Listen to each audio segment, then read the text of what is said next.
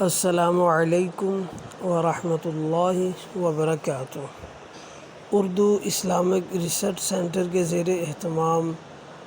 آداب اختلاف کورس کا آج دوسرا دن ہے اور آج ہم وجوہات اختلاف کو ذکر کریں گے۔ کل کے کورس میں عرض کیا گیا تھا کہ کائنات کا حسن اختلاف کی مرہون منت ہے، اور پھر آگے اس کی دلیل میں ہم نے رنگوں کے فرق سے کائنات کے حسن کو ذکر کیا، پھولوں کی خوشبو کے اختلاف کو ذکر کیا، پھلوں اور سبزیوں میں ذائقوں کے فرق کو ذکر کیا، جانوروں کی اقسام کو ذکر کیا اور ان کے مختلف فوائد کو ذکر کیا، اسی طرح مرد اور عورت کی جنس کے فرق کے ذکر کیا، پھر طبیعتوں کے ذہنی استعدادوں اور مزاج کے فرق سے اس کائنات کا جو پہیہ چل رہا ہے ان چیزوں کو ذکر کیا، نماز کی ہیئتوں، حالتوں اور تعداد میں فرق کو ذکر کیا، اور آخر میں ہم نے عرض کیا کہ اگر نیت ٹھیک ہو تو اختلاف میں ایک مسئلے کے متعدد حل نکلتے ہیں،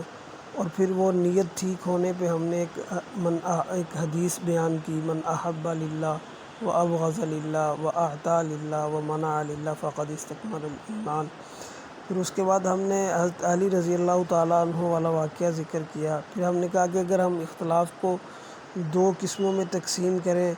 تو 80% اختلاف ایسا ہے کہ جو فوری طور پر بڑے احسن انداز میں حل ہو سکتا ہے، اور صرف 20% اختلاف وہ ہے جس میں کوئی انتشار یا کوئی نزاع کی صورت نکل سکتی ہے، وہ بھی اس صورت میں کہ اگر ہم اسلامی تعلیمات پہ عمل نہ کریں، ورنہ کوئی بھی اختلاف ایسا نہیں کہ جس کا کوئی بہتر حل نہ ہو۔ وجوہات اختلاف سے پہلے ایک چیز مستقل ہمارے ذہنوں میں رہنی چاہیے کہ ہمارے ہاں دنیا میں ایک یہ قاعدہ ہے، یہ کلیہ اور قانون ہے کہ جس چیز کی اہمیت، ضرورت، افادیت جتنی زیادہ ہوتی ہے ہمارے نزدیک، ہم اس چیز کی قدر اتنی ہی زیادہ کرتے ہیں، اس چیز کا خیال ہم اتنا ہی زیادہ رکھتے ہیں۔ اللہ تبارک و تعالیٰ نے انسان کو اشرف المخلوقات بنایا، اور 18,000 یا کم و بیش جتنی بھی مخلوقات اللہ تبارک و تعالیٰ نے اس دنیا میں پیدا فرمائی ہیں، ان سب میں انسان کو سردار بنایا۔ بحیثیت انسان آپ کسی کی کھال نہیں اتار سکتے، کسی کا گوشت فروخت نہیں کر سکتے، کسی انسان کو جلا نہیں سکتے، ان سب چیزوں کی سختی سے ممانعت ہے۔ پھر اگر وہ مسلمان ہے، نبی کریم صلی اللہ علیہ وسلم کا پر کلمہ گو ہے، آپ صلی اللہ علیہ وسلم پر ایمان لے کے آیا ہے، تو اس کی اہمیت اور زیادہ بڑھ جائے گی۔ آپ دیکھیں کہ ایک ماں اپنے بچوں کا کتنا خیال کرتی ہے، انہیں حوادث سے کیسے بچا کے رکھتی ہے، انہیں ڈانٹتی بھی ہے تو اس کے اندر بھی بہت زیادہ پیار محبت ہوتا ہے۔ اندازہ لگائیں کہ اللہ تبارک و تعالیٰ انسان سے 70 ماؤں سے زیادہ پیار کرتے ہیں۔ یہ عدد تو بزرگوں سے سنا کہ انسان کو صرف بتانے کے لیے، سمجھانے کے لیے بتایا گیا ہے، ورنہ تو 70 سے مراد 71 یا 72 نہیں ہے، لا تعداد ان گنت ماؤں سے زیادہ اللہ تبارک و تعالیٰ انسان سے، مسلمان سے پیار کرتے ہیں۔ اس سے اندازہ لگائیں کہ ہمارے نزدیک انسان کی کتنی قدر، کتنی ویلیو، کتنی اہمیت ہونی چاہیے، اور جب ہمیں کسی سے اختلاف ہو جائے تو یہ چیزیں ہمارے ذہن میں رہنی چاہیے، ہمارے مد نظر ہونی چاہیے۔ آپ دیکھیں کہ مشکوٰۃ المصابیح میں ایک حدیث ہے جس کا مفہوم ہے کہ نبی کریم صلی اللہ علیہ وسلم نے کچا پیاز اور لہسن کھا کر مسجد میں آنے سے منع فرمایا۔ اس کی کیا وجہ ہے؟ اس کی ایک تو وجہ یہ ہے کہ جو اللہ تعالیٰ کے مقرب فرشتے ہیں انہیں وہ بدبو نہ جائے، اور دوسری بات یہ کہ جو ساتھ کھڑا مسلمان بھائی ہے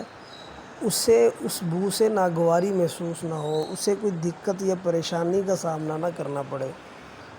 آپ اندازہ لگائیں کہ اسلام ایک انسان کا، ایک مسلمان کا دوسرے انسان یا مسلمان سے معاملہ کرنے میں کتنی احتیاط کا تقاضا کرتا ہے، اور ایک ہمارا کسی سے اختلاف ہو صحیح، پھر دنیا دیکھے کہ کیا لینے کے دینے پڑتے ہیں، پھر وہ اختلاف کرنے والا بندہ، اس کا پورا خاندان، اس کی پوری نسلیں جو ہیں نا، ان کی ایسی کی تیسی پھیر دیتے ہیں۔ یہ جو آپس میں اختلافات ہیں یا معاشرتی اختلاف ہیں، یہ صحابہ اکرام رضوان اللہ تعالی علیہم اجمعین میں بھی ہو جایا کرتے تھے۔ تو مشکات شریف میں ایک حدیث ہے کہ حضرت عمر بن خطاب رضی اللہ تعالی عنہ فرماتے ہیں، جس کا مفہوم ہے کہ نبی کریم صلی اللہ علیہ وسلم کو یہ کہتے ہوئے میں نے سنا کہ آپ صلی اللہ علیہ وسلم اپنے رب سے اپنے صحابہ کے اختلاف کے بارے میں سوال کیا کہ میرے بعد ہوگا۔ آپ نبی کریم صلی اللہ علیہ وسلم نے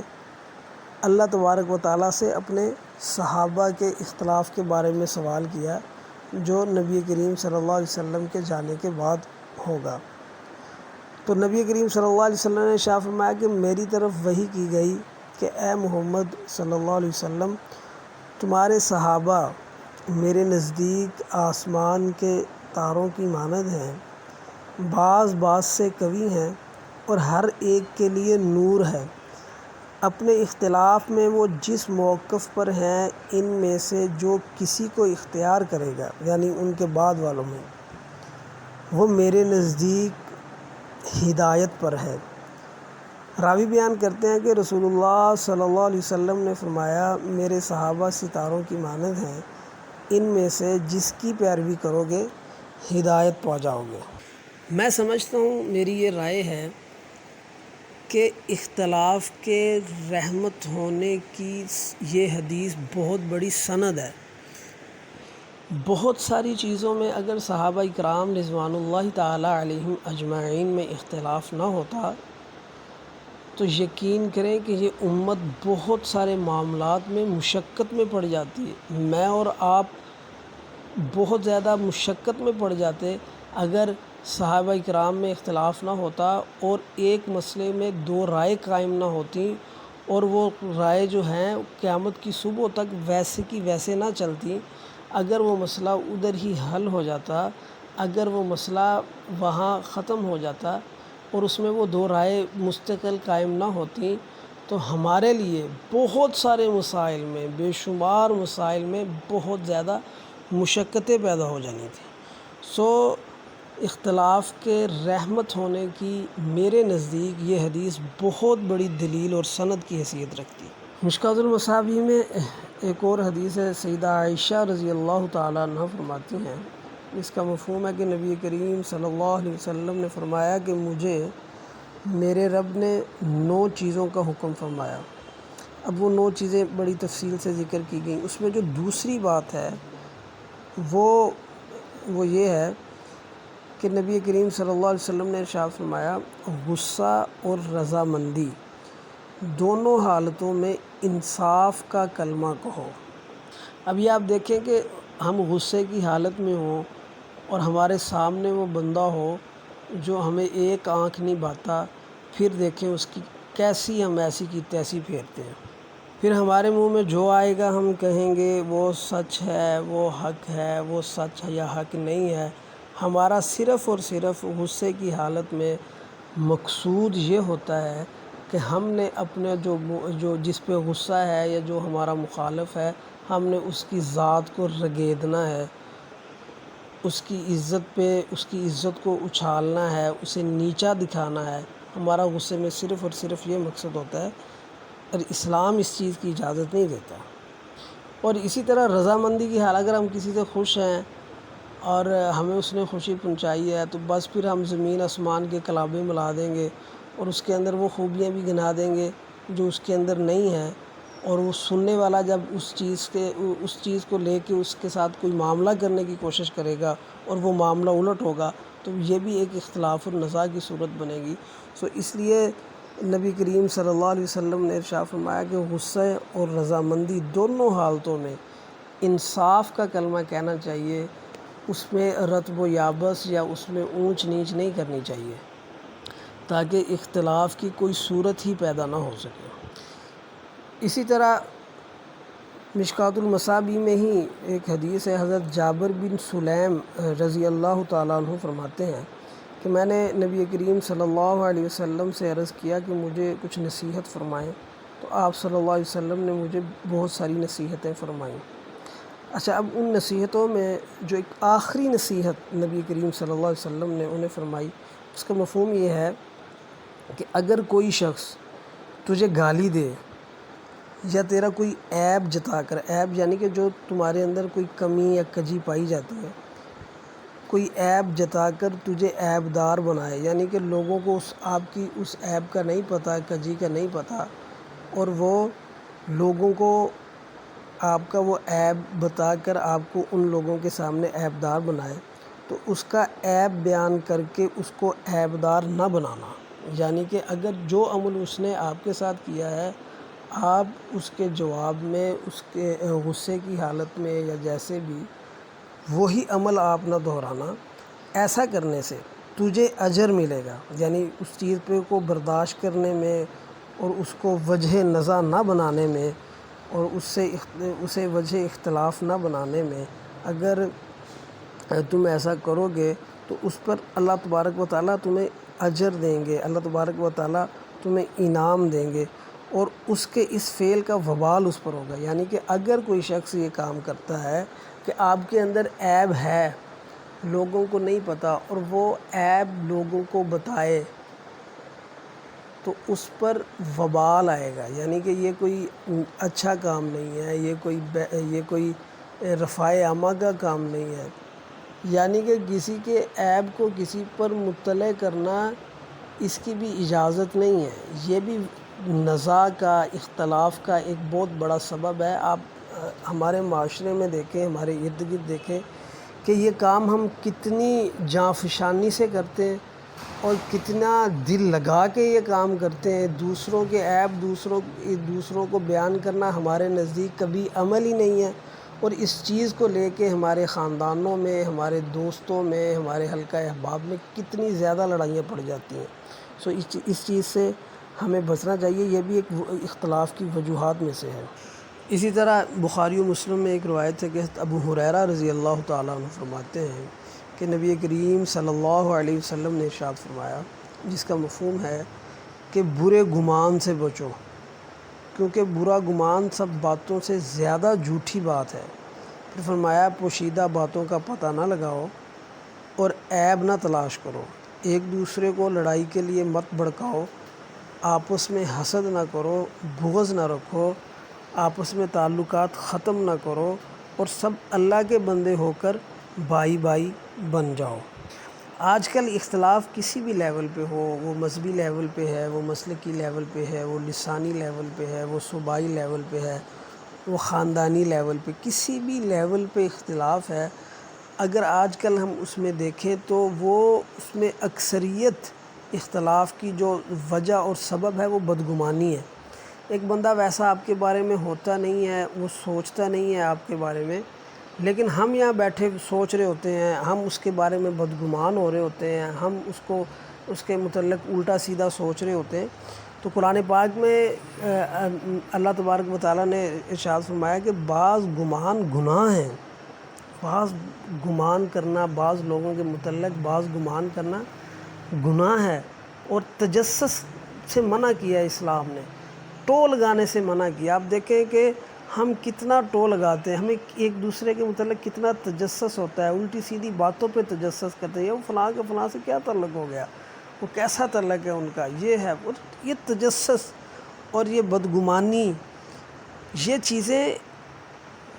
آپ کہہ لیں کہ یہ اختلاف کا سبب اور بہت بڑا ذریعہ ہے آج کل۔ ان چیزوں سے بچنا چاہیے، جتنا بچ سکتے ہیں بچنا چاہیے۔ اور فرمایا کسی کا عیب تلاش نہ کرو، یہ بہت کبھی عمل ہے، بہت زیادہ کبھی عمل ہے۔ اسلام میں تو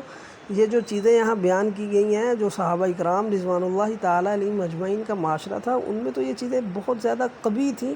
ہم تو ان گناہوں کو گناہ ہی نہیں سمجھتے۔ حالانکہ ہمارے معاشرے میں اکثریت اختلاف اور لڑائی اور نزاع کا سبب یہ چیزیں بنتی ہیں۔ کسی سے حسد کرنے سے منع کیا، حسد پہ تو باقاعدہ ایک علیحدہ بھی پورا جو ہے وہ کورس کرایا جا سکتا ہے حسد پہ اور بغض پہ۔ کسی کے پاس کوئی چیز ہے تو اس کے حق میں دعا کریں اللہ پاک اسے زیادہ دے، دعا کریں اللہ پاک وہ چیز آپ کو بھی دے۔ کسی کو کوئی اللہ پاک نے صلاحیت دی ہے، کسی کو کوئی اللہ پاک نے اپنی نعمت سے نوازا ہے، تو اس پہ اپنا دل میلا نہ کریں، اپنا دل کو کمزور نہ کریں، بلکہ فراغ دلی سے اس اللہ تبارک و تعالیٰ کے اس کو عطا کرنے پہ خوش ہونا چاہیے، دعا دینی چاہیے، اپنے لیے بھی دعا کریں اللہ آپ کو بھی دے، اور اللہ واسطے کا بیر نہیں رکھنا چاہیے کسی سے، بلا وجہ کا کسی سے بغض نہیں رکھنا چاہیے۔ ان چیزوں سے بچنا چاہیے۔ یہ چیزیں اختلاف کی وجوہات میں آتی ہیں، ان چیزوں کی وجہ سے اختلافات پھیلتے ہیں، اور اختلاف بھی لڑائی والے پھیلتے ہیں جو بعد میں نزاع کا سبب بنتے ہیں۔ آپ یہ ذہن میں رکھیں کہ من احب للہ و ابغض للہ و اعطى للہ و منع للہ، جو کرنا ہے اللہ کے لیے کرنا ہے۔ صحابہ کرام رضوان اللہ تعالیٰ علیہم اجمعین کو اللہ تبارک و تعالیٰ نے مثال بنا دیا، اور ان کے اختلاف کو قیامت کی صبح تک قائم بھی رکھا، امت کے لیے رحمت بھی بنا دیا، صرف اس لیے کہ ان کا کوئی کام بھی اللہ تعالیٰ کے لیے اللہ تعالیٰ کی رضا کے بغیر نہیں تھا۔ ہر کام میں اللہ تعالیٰ کی رضا تھی، ہر کام میں اللہ تعالیٰ کی رضا تھی۔ اگر آپ اختلاف ہے اور اس میں آپ کی نیت ٹھیک ہے، اور اس میں محض اللہ تعالیٰ کی رضا ہے، کسی کو نیچا دکھانا نہیں ہے، اور کسی کو شرمندہ کرنا نہیں ہے، اور کسی سے جیتنا نہیں ہے، تو وہ اختلاف جو ہے، اگر وہ اختلاف رہے بھی ختم نہ بھی ہو، تب بھی وہ آپ کی نسلوں کے لیے رحمت کا ذریعہ بن سکتا ہے۔ ترمذی شریف میں روایت ہے، ابن عباس رضی اللہ تعالیٰ عنہ فرماتے ہیں کہ نبی کریم صلی اللہ علیہ وسلم نے ارشاد فرمایا، جس کا مفہوم ہے اپنے بھائی سے جھگڑا نہ کرو، اور اسے تکلیف دینے والا مذاق نہ کرو، اور اسے وعدہ خلافی نہ کرو۔ ابھی آپ دیکھیں کہ یہ جو مذاق ہے، یہ کتنی زیادہ لڑائیوں کی، اب کسی کی لڑائی ہوگی، آپ صلح کرانے جائیں تو وہ کہیں یہ ایک گال تو میں مذاق چ کہی سی۔ ابھی ہمیں مذاق کرنے میں بھی سوچنا چاہیے کہ کیا مذاق کرنا چاہیے، یعنی نبی کریم صلی اللہ علیہ وسلم کے متعلق صحابہ کرام رضوان اللہ تعالیٰ علیہم اجمعین فرماتے ہیں کہ آپ صلی اللہ علیہ وسلم سے زیادہ مذاق کرنے والا کوئی نہیں تھا۔ مذاق نہیں کیا کرتے تھے، مذاق فرمایا کرتے تھے۔ ایک بڑھیا آئی اور اس نے کہا کہ یا رسول اللہ صلی اللہ علیہ وسلم مجھے اونٹنی چاہیے، تو نبی کریم صلی اللہ علیہ وسلم نے ارشاد فرمایا کہ میں تو اونٹنی کا بچہ دوں گا، یا اس نے شاید اونٹ مانگا یا اونٹنی جو بھی مانگا، تو وہ کہتی کہ یا رسول اللہ صلی اللہ علیہ وسلم میں بچے کا کیا کروں گی، مجھے تو اونٹ چاہیے۔ تو نبی کریم صلی اللہ علیہ وسلم نے ارشاد فرمایا کہ میں تو تمہیں اونٹنی کا بچہ دوں گا۔ پھر بعد میں نبی کریم صحابہ مسکرانے لگے، تو بعد میں نبی کریم صلی اللہ علیہ وسلم نے ارشاد فرمایا کہ وہ جو اونٹ ہے وہ بھی کسی اونٹنی کا بچہ ہوگا۔ مزاح میں ٹیچ نہیں ہوتی، ٹانچ نہیں ہوتی، کسی کو نیچا دکھانا نہیں ہوتا،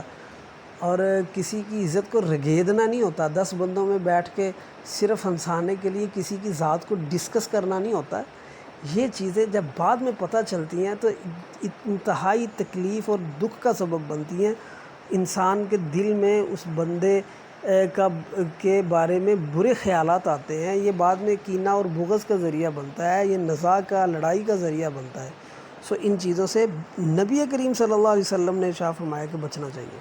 اللہ تبارک و تعالیٰ مجھے اور آپ سب کو عمل کرنے کی توفیق عطا فرمائے۔